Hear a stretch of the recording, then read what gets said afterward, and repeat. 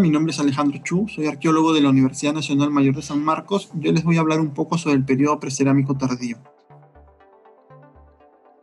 Este periodo se ubica entre los 3500 a 1800 años antes de Cristo. Los arqueólogos han elaborado diferentes periodificaciones asignándoles diferentes nombres a este periodo, pero en la actualidad hay dos términos predominantes: el periodo precerámico tardío y el estadio formativo inicial. Ambos cubren el mismo lapso. En el ámbito geográfico, para este periodo, el ser humano ha ocupado todos los Andes centrales. En la costa, sierra y Amazonía, los grupos humanos asentados en estos territorios ya llevan milenios viviendo en estos diferentes medios ambientes, lo que ha permitido que se adapten y aprovechen al máximo los recursos disponibles. Muchos investigadores concuerdan que en este periodo se da un importante cambio climático alrededor de los 4000 a.C., que transformó el medio ambiente de los Andes centrales. Los estudios paleoclimáticos indican que antes del 4000 a.C. el nivel del mar se encontraba más bajo que el actual, lo que significa que la extensión de la costa era mayor. Además, la corriente ecuatorial del Niño de aguas calientes llegaba mucho más al sur que en la actualidad, hasta los 12 grados sur. La corriente de Humboldt de agua fría solo llegaba hasta las inmediaciones de Lima. Esto generó que la costa lloviera periódicamente y que no sea la costa desértica que en la actualidad tenemos. Por este motivo no había fenómeno del Niño. Después del 4000 a.C., las condiciones climáticas cambian a las condiciones actuales. La corriente del Niño se desplaza al norte a su ubicación actual de 5 grados sur frente a las costas de Talara, y la corriente del Humboldt se traslada a su posición actual. Este cambio de corrientes marinas va a ir acompañado de una estabilización en el nivel del mar, el inicio de un proceso de desertificación de la costa a las condiciones actuales y la aparición del fenómeno del Niño. Aguas frías de la corriente de Humboldt trajeron consigo la riqueza característica del mar peruano, con grandes volúmenes de peces y mariscos que fueron aprovechados por los pobladores del litoral y les permitió un excedente de alimentos, los que debieron ser la base del surgimiento de la complejidad social del precerámico tardío. Ya desde el inicio del siglo XX se menciona la presencia de un periodo muy temprano de desarrollo cultural que correspondería al precerámico. Pero es recién en 1946, con los trabajos de Junius Ver en Huaca Prieta, en el Valle de Chicama, que se acuña el término periodo precerámico. En la siguiente década, el investigador francés Frédéric Angel se embarca en la identificación e investigación de los sitios precerámicos de la costa.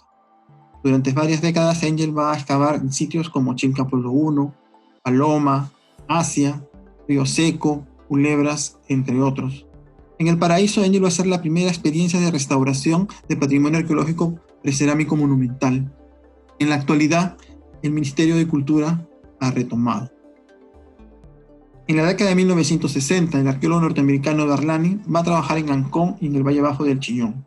Ahí va a elaborar una secuencia cultural para el precerámico de la zona. Lanin va a ser uno de los primeros en sugerir la influencia de los cambios climáticos en el desarrollo de las sociedades costeras y el importante papel que tuvieron los recursos marinos.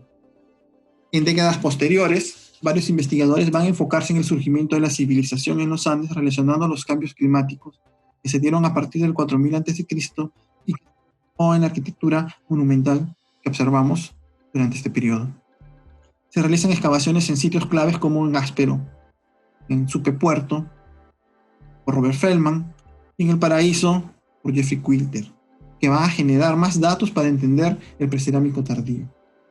De otro lado, vemos que la arqueóloga peruana Rosa Fung Pineda y el arqueólogo norteamericano Michael Mosley van a llegar de manera independiente a la misma conclusión. El surgimiento de la civilización en los Andes centrales se debió por la abundancia de recursos hidrobiológicos que permitieron un excedente y por ende el crecimiento de la población, la complejización social reflejada en grandes complejos arquitectónicos de carácter ceremonial, que contrasta con la idea tradicional que teníamos que la agricultura fue la base de estas sociedades complejas. Sin embargo, tanto para Fung como para Mosley, este desarrollo cultural corresponde a un periodo posterior, el formativo temprano o periodo inicial. Es a finales del periodo tardío que recién se sientan las bases para este proceso cultural. Tendríamos que esperar hasta la siguiente década, 1990, para cambiar el concepto que teníamos de este periodo. A principios de la década de 1990, las investigaciones del arqueólogo Arushadi en el sitio de Caral, en el Valle de Supe, van a revolucionar el concepto que se tenía sobre el precerámico tardío. Al descubrir que los grandes montículos y plazas correspondían al precerámico, y no el periodo inicial como se pensaba inicialmente.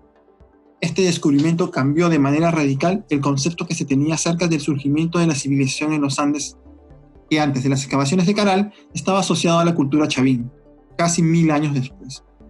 Los hallazgos en Caral generaron una serie de nuevas investigaciones en sitios del Precerámico tardío, dándonos más datos para entender este periodo. Sin embargo, aún se requieren de más investigaciones. A la fecha, podemos hablar de 4 tradiciones de arquitectura monumental que surgieron más o menos al mismo tiempo y que coexistieron durante el Precerámico tardío. La presencia de esta arquitectura monumental refleja un desarrollo social que permitió a estas comunidades organizarse y poder construir obras de gran envergadura. Creemos sobre la base económica de una economía de subsistencia que estuvo o basada en recursos marinos o terrestres que les permitió un excedente. Brevemente revisaremos algunos de estos sitios más relevantes de estas 4 tradiciones. La costa norcentral comprende más o menos desde el Valle de Casma hasta el Valle del Chillón. Y en estas zonas es donde se han dado la mayor cantidad de investigaciones. En particular en una región conocida como el Norte Chico. Está ubicada entre los valles de Fortaleza y Chancay, al norte de la ciudad de Lima. La tradición arquitectónica de esta región corresponde a montículos piramidales construidos por plataformas superpuestas de piedra y barro que generalmente están asociadas a plazas circulares. En esta región tenemos a la ciudad sagrada de Caral, en el Valle Medio de Supe, que corresponde al sitio más estudiado del Precerámico tardío hasta la fecha. Su ubicación en el Valle Medio favoreció la agricultura, en especial el cultivo del algodón. Otro importante sitio ubicado en el litoral de Huacho es Bandurria, un centro ceremonial correspondiente a una comunidad de pescadores que explotaron intensamente los recursos marinos como peces y moluscos. Otro importante sitio de la costa norcentral es Echín Bajo, en el Valle de Casma, donde un equipo de arqueólogos alemanes descubrió debajo del templo del periodo inicial una plataforma asociada a una plaza circular. Esta estructura ha sido fechada a través del carbono 14 y ha arrojado un fechado alrededor de 3500 a.C. Corresponde, pues, a una de las estructuras monumentales más antiguas del Precerámico tardío. La Sierra Central es una región donde tenemos a la tradición arquitectónica mito, que corresponde a estructuras de planta cuadrangular con doble piso asociadas a un fogón central, construidos de piedra y barro. El sitio de Cotox, ubicado en el Valle Alto del Huallaga, en Huánuco, fue uno de los primeros sitios excavados en la década de 60 por la misión arqueológica japonesa. En Cotox destaca el Templo de las Manos Cruzadas, en el que se descubrieron un par de esculturas de manos cruzadas. Este templo es uno de una serie de templos construidos uno sobre otro en Cotox, que van desde el Precerámico tardío hasta el periodo inicial. En la costa norte, en el Valle de Lambayeque, recientemente los hallazgos en Cerro Ventarrón a cargo del arqueólogo Ignacio Alba nos ha permitido conocer una nueva tradición de arquitectura monumental del Precerámico tardío, en donde tenemos un cuerpo piramidal construido por bloques de arcilla, no adobes, en el que se observan elementos arquitectónicos únicos, como los contrafuertes. Además, en Cerro Ventarrón se observan restos de pintura mural con diseños complejos, únicos para la costa. Finalmente, en la región nororiental, correspondiente a las zonas de Bagua y Jaén, las investigaciones del arqueólogo peruano Quirino Olivera han descubierto una serie de centros ceremoniales del Precerámico tardío, entre los que destaca el sitio de Monte Grande, ubicado en Jaén, Cajamarca. Esta tradición arquitectónica presenta estructuras circulares construidas de piedra y barro, y se extendería por toda la cuenca del Mayo Chinchipe hasta el Ecuador, en donde se ha excavado el sitio Santa Ana, la Florida, presenta fechados que van entre los 3500 a 1800 a.C. Sobre la organización política y tipo de sociedad del Precerámico tardío, tenemos que de las investigaciones que se han realizado en el Norte Chico desde la década de 1980, se han propuesto una serie de posibles formas de organización política para los grupos de este Precerámico tardío. Sin embargo, observamos que muchos de los investigadores han vinculado la magnitud de la arquitectura monumental con la complejidad de la comunidad que lo construyó. Así tenemos que pirámides más grandes fueron construidas por sociedades más complejas. En el caso del sitio del Áspero, en Supe Puerto, el arqueólogo norteamericano Robert Feldman propuso que el tipo de organización social del Precerámico tardío correspondería a una jefatura o curacasco. Luego, a partir de las excavaciones en Caral, Rushdie va a proponer el estado prístino. Posteriormente, varios investigadores han propuesto otros tipos de organización. Sin embargo, este es un tema que aún sigue en debate y del cual necesitamos más datos. Para la costa norcentral, otro aspecto importante es considerar las bases de esta complejidad social. Así tenemos que para el modelo de jefatura Curacazo, los recursos marinos fueron fundamentales.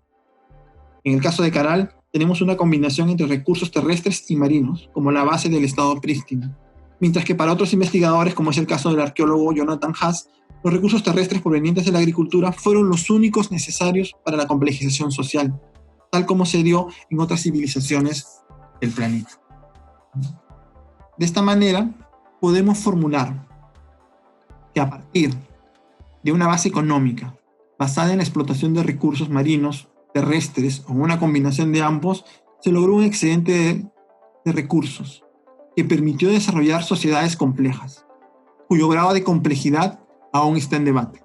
Sabemos que pueden haber sido jefaturas, estados prístinos, o quizás ninguno de los dos.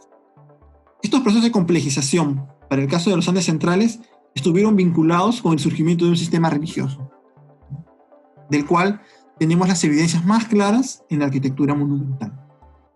Esta arquitectura monumental, estamos viendo, tiene un carácter siempre ceremonial, religioso, y que estaría vinculada justamente a las labores litúrgicas que se realizaron dentro de sus estructuras. Esto estaría vinculado directamente con el surgimiento de la civilización andina. Referente a lo que es la cultura material, o sea, los artefactos, objetos correspondientes a este periodo, es curioso que sociedades que llegaron a construir imponentes obras de ingeniería tengan una cultura material tan pobre. Destacan los tejidos de algodón con la técnica del entrelazado, así como canastas y esteras de junco y totora. Presentan también mates, los cuales fueron utilizados como recipientes y en algunos casos, como es el caso de los mates de Huaca Prieta, presentan decoración. Hay adornos personales, entre los que destacan los collares, que fueron manufacturados con cuentas de piedra, hueso o concha. Los artefactos son de madera, hueso y conchas y generalmente son simples y pocos elaborados. Como parafernalia religiosa, tenemos principalmente a las figurinas, antropomorfas y de arcilla sin cocer, como la que vemos.